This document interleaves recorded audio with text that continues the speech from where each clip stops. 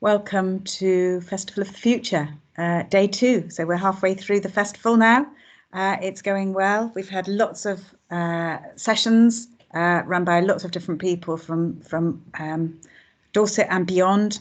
And today we've got Helen and Brian with us from Citizens Online, talking about how they help organisations get going with digital inclusion. So Citizens Online worked with us for a year and looked at what we were doing in the field of digital inclusion, wrote a report which has been extremely useful in guiding the project ever since. And so it's really nice to welcome them back to Dorset and find out what they've been doing more recently. To meet Brian, who I didn't know before, and Helen as well, who I did know, and hear what they've been doing. If you have any questions, please pop them in the chat bar and we can have a session at the end to ask your questions. I've muted everybody, so you won't be able to ask your questions, just butt in, but when we get to the end and I invite you to ask a question, then remember to unmute yourself. And if you want to tweet about the event, please do. We're using the hashtag Futurefest, so please use that, and then we can see what you're saying about the festival in general and this session in particular. We're always keen to learn from feedback, good or bad. And also check out the other sessions. So we've got lots more sessions coming up in the next day and a half. So if you enjoy this session or want to know more about the digital programs and projects that are going on in Dorset, please do check it out and join up and sign up for other sessions. So I'm going to shut up now and let Helen and Brian take us through the stuff that they're going to tell us about their work with Citizens Online. So over to you, Brian and Helen. Thank you. Thanks, Penny. Thanks, everyone. So as Penny has kindly introduced us, myself and Brian work for an organisation called Citizens Online. And our mission is to help organisations ensure that the switch to digital doesn't exclude people. We don't want anybody to be left behind in the digital age that we now live in. We've got a few slides for you today, mainly to share what we've been doing in our project in Brighton and Hove, where Brian is partnership and project manager. Explain a little bit about that project, which has been running for a little while now, but really we wanted to share how our delivery has changed there because of COVID. We then will have a Q&A session, so please do put all of your questions in the chat. We really want this to be interactive and hear from yourselves as well. And then we've also got some wrap up and resources at the end, so we can send these slides around if anybody would like to see them also. So a little bit about Digital Brighton and Hove. This project was originally started in 2015. And before the project was started up, the baseline for it and what Citizens Online that's been going since the year 2000 working in digital inclusion, there are 3 main elements to the way that we think is the best way to run any kind of digital inclusion program across an area. We think you need 3 key things. The first thing is some evidence. It's a good practice to do some research around your locality and to highlight where the pockets are of people who are most likely to be at risk of digital inclusion. We know that it's closely linked to poverty, to disability, to people with low health outcomes, etc. People with lower educational attainment are less likely to have digital skills. And we like to look across an area and see where these pockets are. This was more important when we were doing face-to-face delivery, because obviously that helped us to target support within those areas and also to market sessions in those areas as well, or where people could get digital help. So the evidence and the research is the first part, and that's certainly what we did in Brighton and Hove. We then believe that problem of digital exclusion is it's too entrenched for any one organisation to solve by themselves. So we absolutely advocate working in partnership on this problem as well. You know, it's not just local authorities and housing associations who are transforming digitally. It's also anybody applying for benefits online, and actually a lot of community and voluntary organisations are changing the way they deliver services. And obviously health is a huge area where people are expected to be able to do more online. So working together in a partnership makes sense because everybody's got the same aims. They want to support people to have better digital skills and engage with more people digitally. There'll always be a group that can't engage digitally, but the more people we get online means the more help we can dedicate to those people who will never be able to use digital unaided. And the third factor in making an impact on digital skills across an area is to have digital champions to deliver the help and support. We do believe, and there is evidence to suggest, that a one-to-one personalised approach is the best way to help someone with digital skills. It's all about building that trusted relationship, and everybody has an individual hook, if you like, that will motivate them to get online. So that's really important. So these three elements were what went into setting up Digital Brighton and Hove. And as I said, it's now in its 5th year of operation. Brian, over to you for more about it. Thanks, Helen. So yes, so I think picking up from all of the work that we did in the past, we've now had to look at, which is apparent to us all, is the COVID landscape. And we were fortunate enough to work on the One Digital program, and that helped fund our operations prior to this point. And now we're looking at what we can do to support vulnerable people that are impacted by COVID-19. The thing about where we are now is that you could previously, people would nominally, I should say, fall through the cracks or have another option of operation.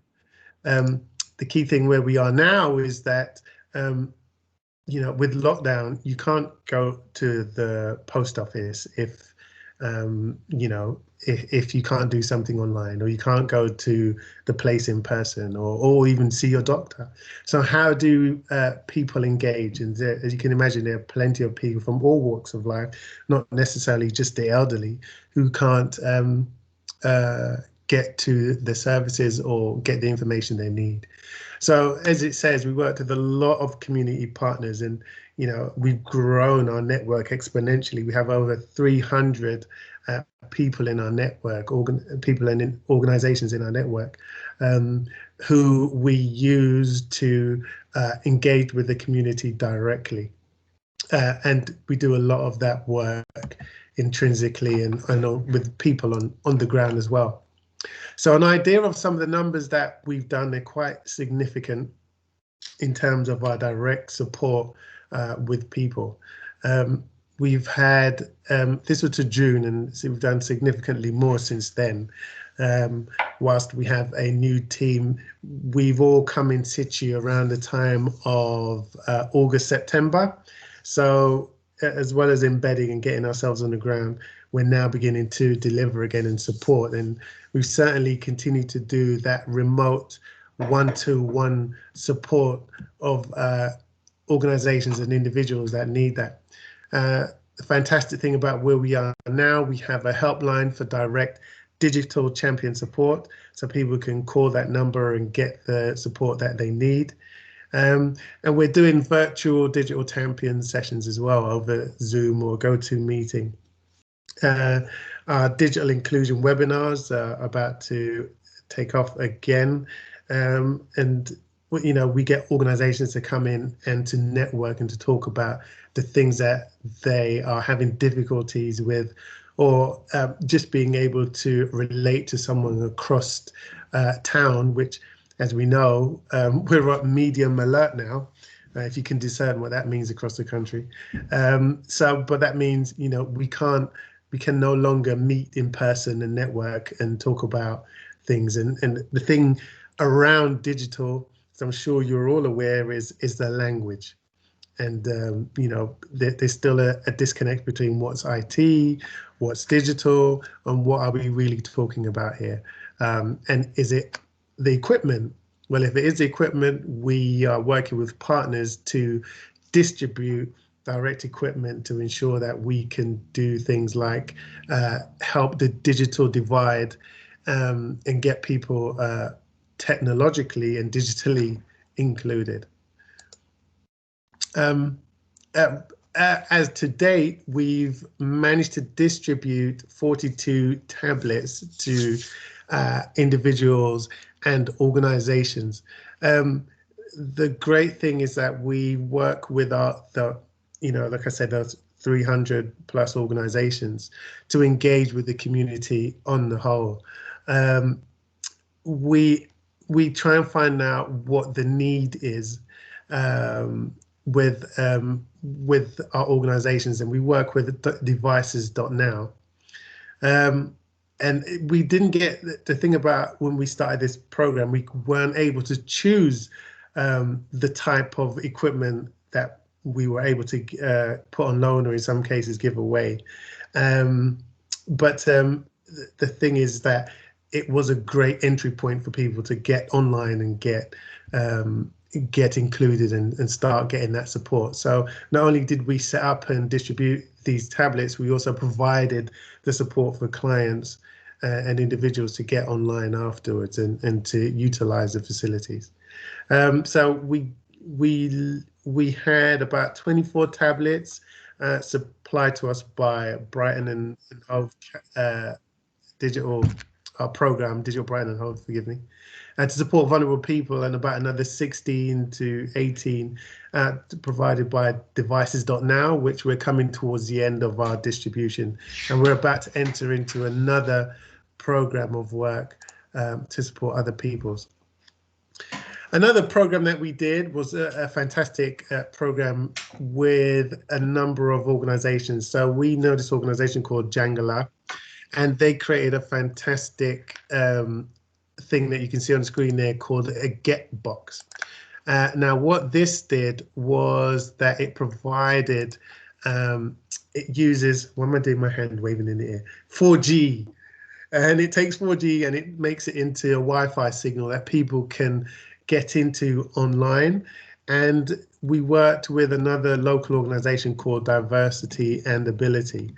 And what we managed to do was to get access to support homeless people, and with Bay Tree Housing Association, and we connected 29 tenants in supported accommodation, and they had tablets and they had that support. So we were not only were we able to get them online at a very cost-effective manner, but we were able to supply that support too.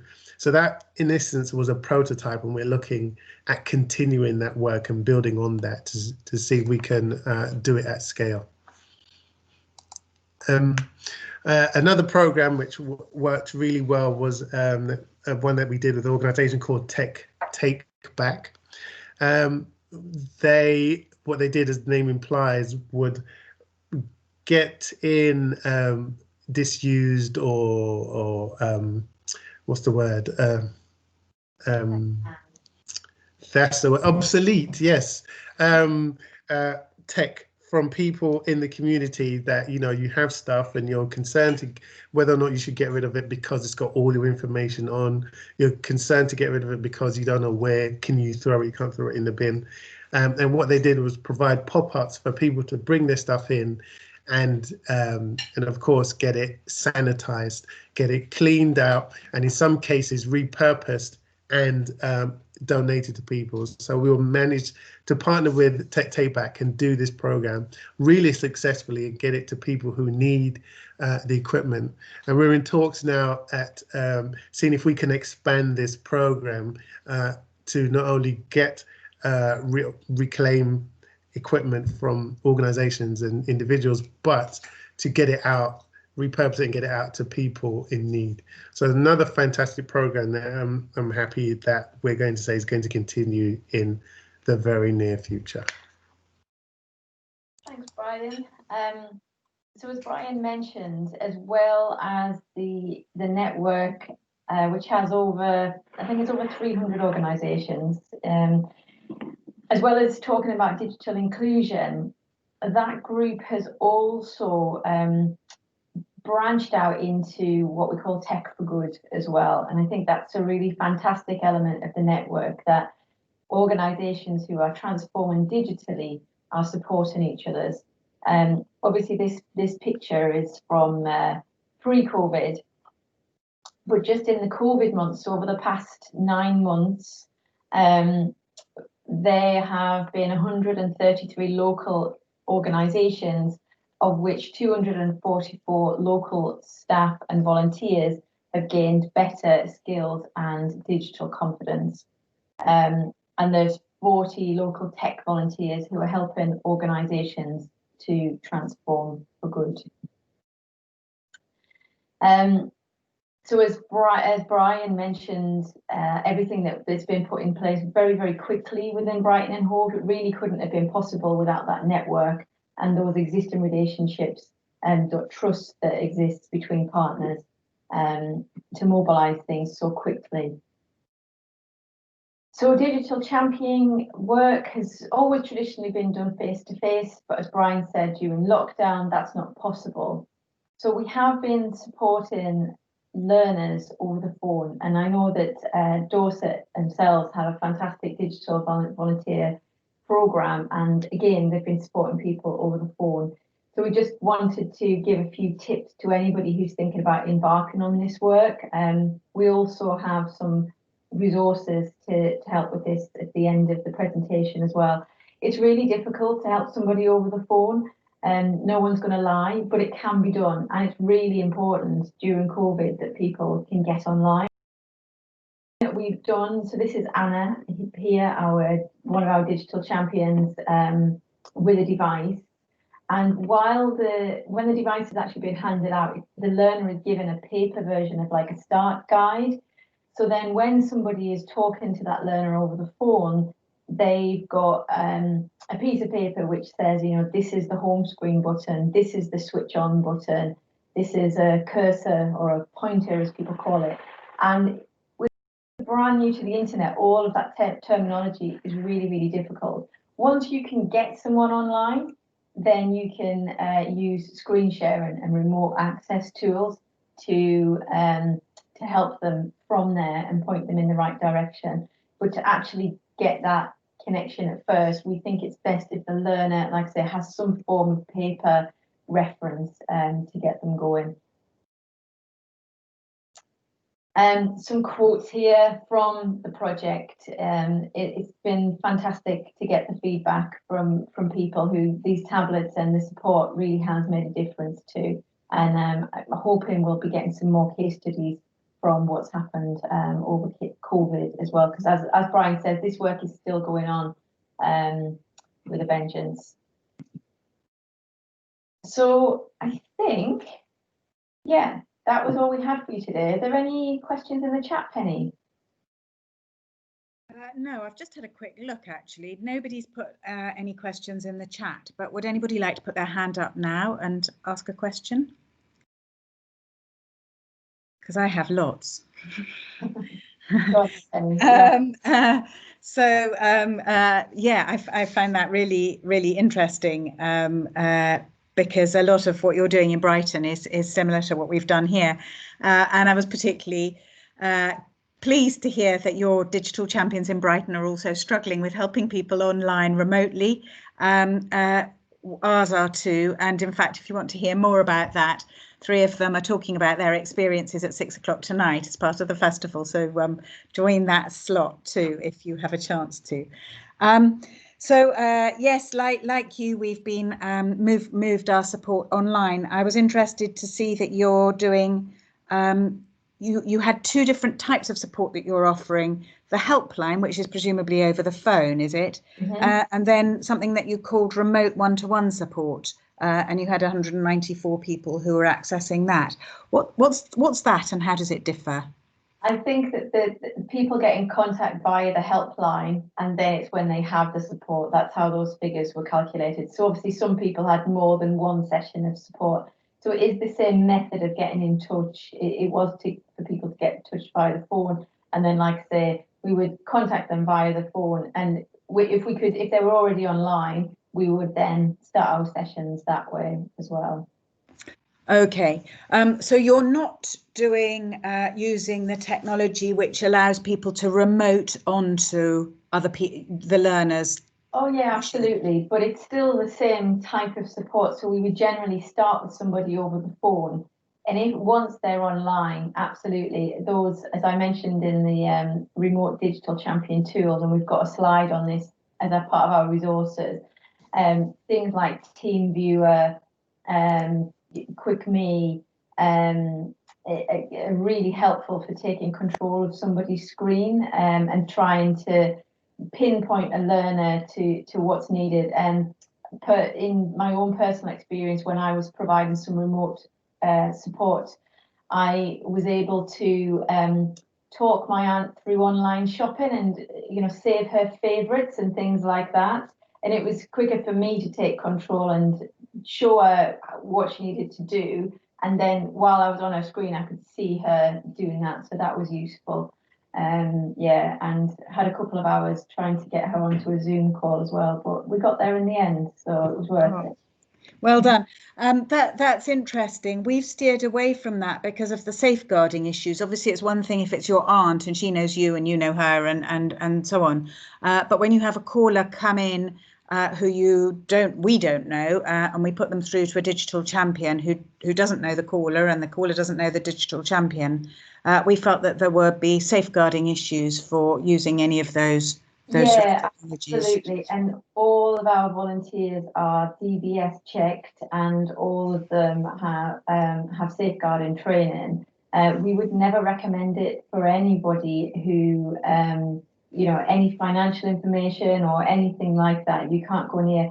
But we did advise some of our volunteers, if they felt vulnerable, that they could record the consent of the person and actually record what they were doing on someone's screen if they needed to. But we absolutely wouldn't expect any volunteers to do that. But we have used remote tools to get people going on those tablets. What's interesting is if you're doing a device loan scheme like we are, when you're giving a learner the tablet, it's completely wiped. So there's no personal data on there whatsoever. So there's less risk in taking control of that tablet and, like I say, showing them how to use an app or showing them, something else that they might want to download, such as, if they want to do Family Tree or whatever it is. So there's a bit less risk involved there. Yeah, no, I can see that. We hadn't used it. We also have had some devices from devices.now, which we've sent out, and we've also had a lot of devices. I mean, over 1,000 devices, I think, from the DFE, which we've sent out to children. But yeah, not actually this project. Yes.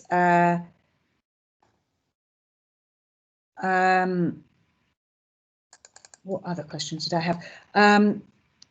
Yeah, interesting that you're using the 4G, the dongle, the janglar thing. That's also an issue, isn't it? Because people don't have Wi-Fi at home. That's also something that we've done as well. I was interested. Sorry, Penny, I was just going to share on that point.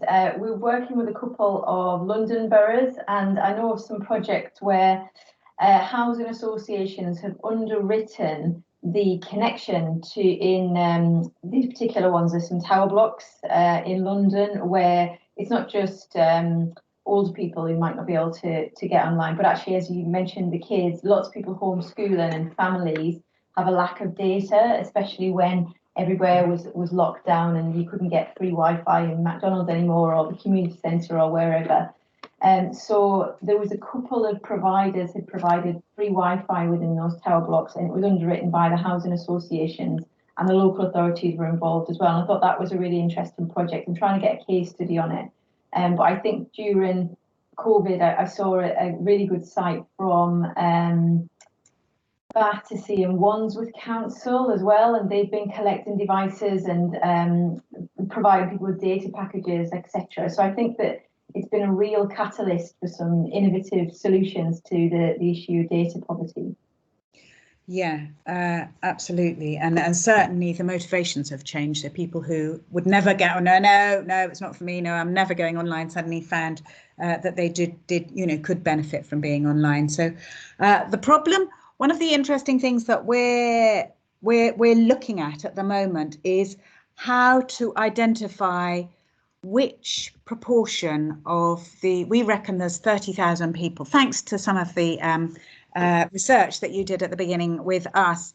We've sort of narrowed down that there's probably 30,000 people in the Dorset Council area who are completely offline, and how to work out what percentage of them might really benefit from having a device and what percentage need some other kind of support to get the benefits of being online. I don't know quite what that might be, but maybe accessing computers in libraries for the first time, or maybe they'd get family or friends to support them. That would be a better solution for them than getting a device from us. There might be other things, mediated access to services, for example. So trying to pin down what proportion of the 30,000 could really benefit from devices, because we had, as I said, we had some devices from devices.now. We had 10 initially, and we got them out, and then 3 have come back from people who actually, and this was despite the fact that we rang them beforehand and asked them what they were going to use it for and whether they wanted it, and what sort of support they were going to need to get going with it. They haven't all used it. So, yeah, I don't know if you've got any advice that you can share on that. Yeah, no, that's really interesting. Brian, do you want to take that one? I feel like I'm doing a lot of talking.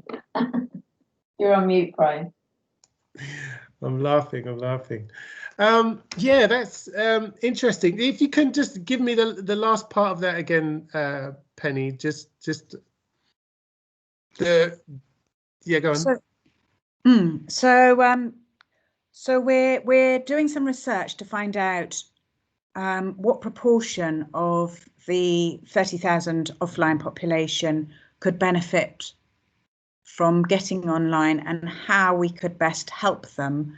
We wondered whether you've got any insights into that. Well, so I suppose the simple question is, you've had some devices, you've put them out there. How have you chosen who to give them to? Okay, so there's 2 means. So we have people that do a means assessment with us, and then we can see how they fit.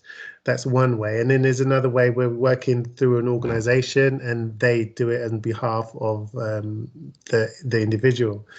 And I think the third way of looking at it, because we're about to enter into a new phase of device loan, is depending on who the provider is looking at as their core beneficiaries. So previously, working with devices.now, we were able to loan them to vulnerable people, and that could be people with a disability, a diverse disorder, or someone who's elderly and vulnerable in that way.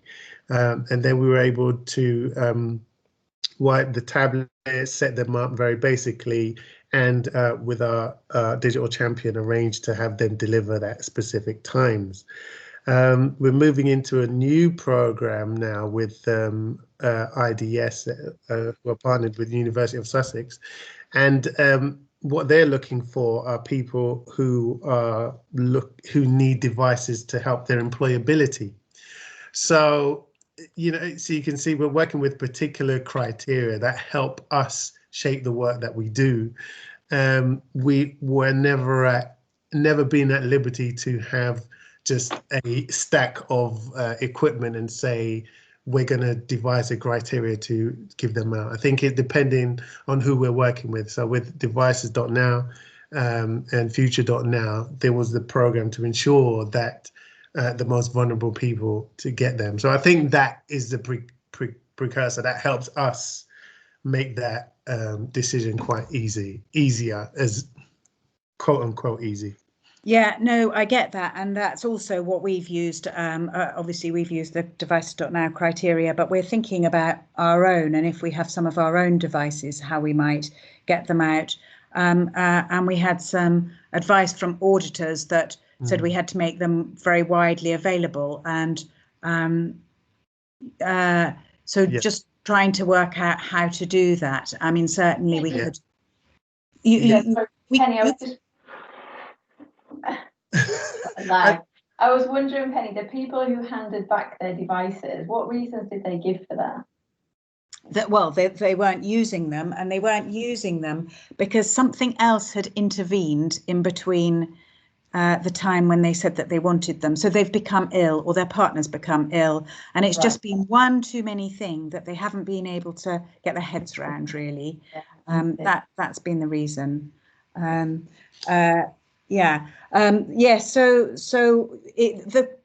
you can have criteria which might stop some people getting them who might apply, but I suppose for me, you put something out through general communications channels to say that these devices are available, but are you going to get to the people who need them most in that way? Or is it better to work through intermediaries like, you know, the community organisations, which we also work very closely with? And we slightly feel that it's probably that. Yeah, I don't think it's a question of better. I think it's as well as. You know, because your organization needs to be known for the work that it does and that you provide. But I think it's also about, and it shows the partnership, and that's the core thing about collaboration. I think, you know, and I think it's also going into this work with the full knowledge that whether it's a loan or it's a give, neither of them are kind of, there's going to be someone that you're not going to meet the criteria for, or someone that's going to be left out, which should be included. So in essence, that means if you loan a tablet, what do you do when you, what situation does that leave the person when you get it back? And if you give the tablet, is it, you know, does it meet the criteria, and is it future proofed? And then does that give the person the right motivations they need to then do something for themselves? So it's like a plaster, but it's not, you know, we need to, there are other ills that this program rises. We're actually trying to deal with ourselves, you know, trying to work out how we can prepare people for that. And yeah, it's a tricky one, because when the time comes for it to return, you don't want to be adding the stress of turning up. Whoa, hello, Mavis, it's time to give it back now. You know, there are other things that that brings to the fore. Yeah, no, absolutely. Well, I've hogged the questions enough. Thank you very much for those answers. I enjoyed it, Penny. It was nice to have a chat. No, I enjoyed it. Can I encourage any of our other attendees to pop their hand up and chip in with their observations, understanding, experience? As you can see, it's a very nice interactive chat. What I will say to anyone as well, if they don't have questions right now, our contact details are on there, so please do get in touch. And we run monthly webinars as well. If you know, you might have enough links from this festival to watch webinars for the rest of your lives, but you know, please do get in touch if there's any questions at a later date. Thanks very much, Helen. Thank you for that. So I think that's probably that we can probably wrap up now. Please do drop back into the festival and come and see another session, for example, that one with the digital champions chatting around the campfire tonight at 6 o'clock. Please do post on Twitter using the hashtag Futurefest, and let us know how you found this session. Thank you very much for coming. Pop something in the chat if you'd like to tell us how you found it as well. That's even easier than going on Twitter. And a final big thank you to Helen and Brian for talking to us today. Cheerio, guys. Thanks for organising. Thanks, everyone. Bye. Thanks, Bye. everyone. Bye.